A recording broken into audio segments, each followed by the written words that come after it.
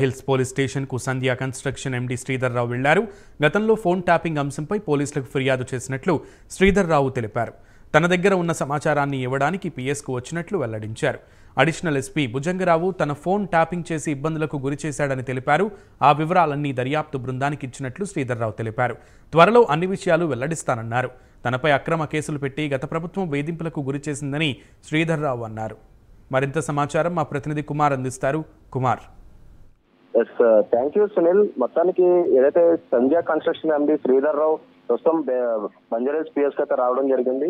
ఏదైతే phone tapping వ్యవహారంలో ఏదైతే గత నెలలో ఆయన ఇచ్చిన ఫిర్యాదు మేరకే ప్రస్తుతం బంజారాహిల్స్ పిఎస్ అయితే వచ్చారని చెప్పి ఆయన అయితే చెప్పడం జరిగింది. ఏదైతే ఈ ఫిర్యాదులో భాగంగా తన వద్ద ఉన్న సమాచారాన్ని పోలీస్ స్టేషన్ లో ఇవ్వడానికి మాత్రమే తను వచ్చినట్టు చెప్పారు.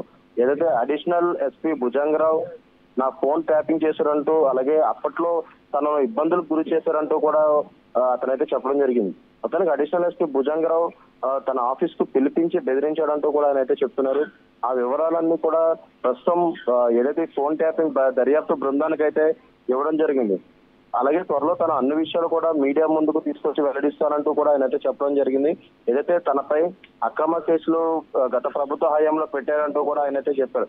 మొత్తానికి ఏదైతే మాజీ డిఎస్పీ ప్రణీత్ రావు విషయం సంబంధించి ఫోన్ ట్యాప్ పై హైదరాబాద్ లో పంజాగుట్ట పోలీస్ స్టేషన్ కి అయితే సంధ్య కన్స్ట్రక్షన్ ఎండీ శ్రీధర్బాబు ఏదైతే గతంలోనే కేసు అయితే నమోదు చేశారు. అలాగే దాదాపు 40 కేసులు శ్రీధర్ బాబు పై పెట్టి తనకు ఇబ్బందులు గురి చేశారంటూ కూడా ఆయన అయితే వాపోయారు.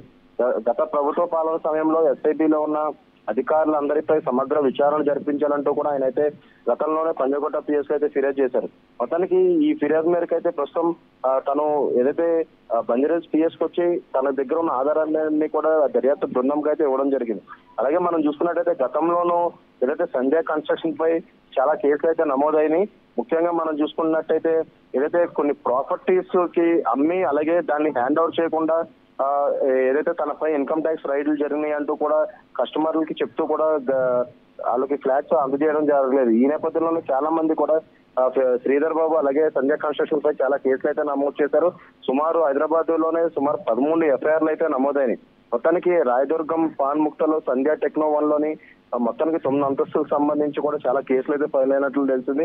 అలాగే ఏదైతే కొన్న వాళ్ళకి హ్యాండ్ ఓవర్ చేస్తానంటూ కూడా ఈ ఫ్లాట్ కి సంబంధించి రిజిస్ట్రేషన్ చేయించుకుని అమౌంట్ అయితే కట్టించుకోవడంతో, కానీ ఏదైతే వాళ్ళు ఆ ఫ్లాట్కి వెళ్లే సమయంలో అక్కడ ఏది పూర్తి కాకపోవడంతో వాళ్ళైతే పోలీసులు అయితే ఆశ్రయించారు.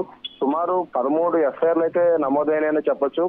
అలాగే ఒకరోజు చైతన్య కృష్ణ తన ఆఫీస్ కు పిలిపించి ఆస్తులు ఏదైతే ఉన్నాయో తను ఇన్కమ్ ట్యాక్స్ అధికారులు అటాచ్ చేశారని 2 ఏళ్ల వరకు కూడా తను ఫ్లాట్స్ ఏదైతే కస్టమర్ కి అందజేయలేనంటూ కూడా ఆయన అయితే చెప్పుకొచ్చారు. అలాగే ఈ నేపథ్యంలోనే సుమారు 13 ఎఫ్ఐఆర్లు అయితే నమోదైనాయి. అలాగే అదే టైంలో ఏదైతే రాయదుర్గం పిఎస్ లో కూడా ఈ కేసులు అయితే ఫైల్ అవడంతో అప్పుడు సుమారు 2-3 సార్లు అయితే శ్రీధర్ బాబుని అయితే అరెస్ట్ చేశారు. అలాగే అరెస్ట్ చేసిన తర్వాత కూడా అతనైతే బెయిల్ పై అయితే బయటికి రావడం జరిగింది.